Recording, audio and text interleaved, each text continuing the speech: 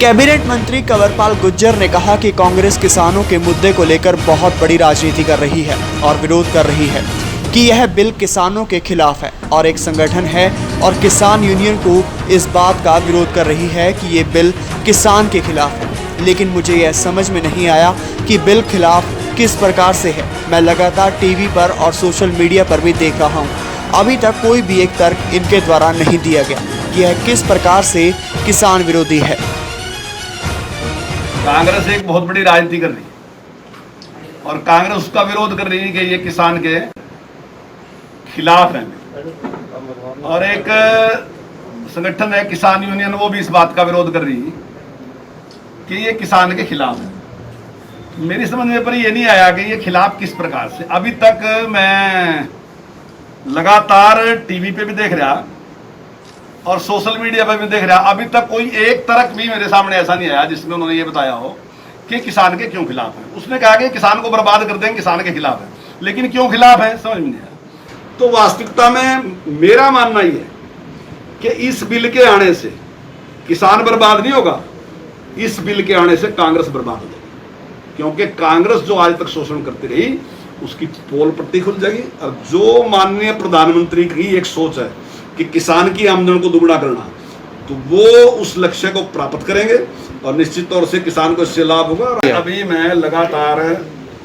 Facebook देखता रहा, मुझे अब तक कहीं भी ऐसा वो दिखा ना, टीवी पे दिखा ना कहीं।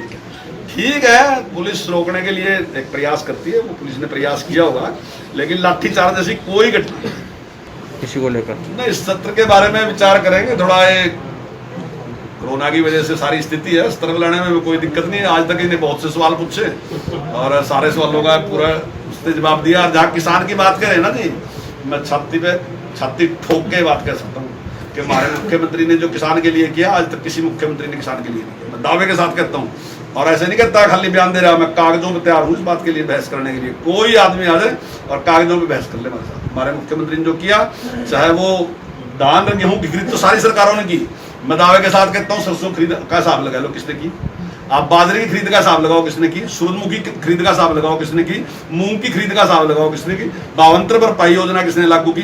अरे एक बार किसान बर्बाद हो जाता, हमने एक निश्चित रेट तो कर दिया कि अगर आपको नुकसान होगा हम उसकी भरपाई, जो किसान के लिए किया। चाहे उसके आप ये कहते हैं कि बिजली के बिल माफ करना या कर्जा माफ करना, ठीक है, हमने कर्जा माफ नहीं किया, लेकिन जितना पैसा हमने माफ किया, मैं दावे के साथ कह सकता हूँ पिछली सरकार में अभी 820 करोड़ रुपए हमने माफ किए।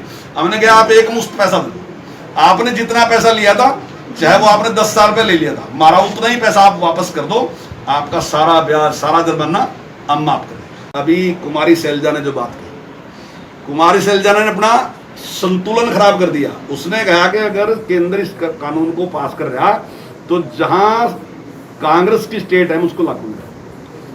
तो क्या ये संविधान को चैलेंज नहीं ऐसे चलता कि हम देश के संविधान को नहीं मानते? देश का संविधान हमने नहीं बनाया, देश का संविधान जो संविधान सभा थी उसने बनाया। डॉक्टर भीमराव अंबेडकर जी की चेयरमैनशिप में संविधान बना, लोकसभा ने उस टाइम की ने पास किया। उसने 3 चीजें बनाई कि एक केंद्र की सूची है, एक राज्य की सूची, एक समवर्ती सूची।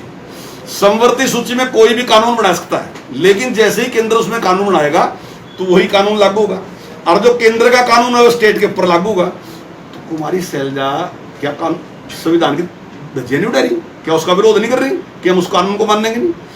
तो इस तरीके से क्योंकि बहकाने का काम।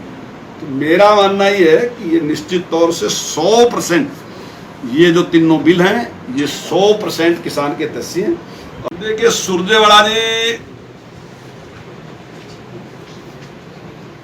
की जुबान पे कोई लगाम नहीं है, कुछ भी कह सकते हैं। ये मैं सुरजेवाला जी को भी एक कहना चाहूंगा कि पुराने हमारे यहाँ एक कहावत थी कि क्या कहना था भी नकटे जाते चले, और नकटों ने आगे से नाक वाले लोग मिले, ने नाक बहुत सोने थे, तो नकटों ने पहले ही शोर मचाना शुरू कर दिया, देखो कितने कितने नाक इनके, देखो कितने कितने, उन्होंने उन्हीं का मजाक उड़ाना शुरू कर दिया। तो बिल्कुल कांग्रेस वही कर रही कि जब बीजेपी ने अच्छा काम किया ना, तो बीजेपी के अच्छे काम का ही मजाक उड़ाना शुरू कर दिया कि देखो ये कर दिया, ये कर दिया।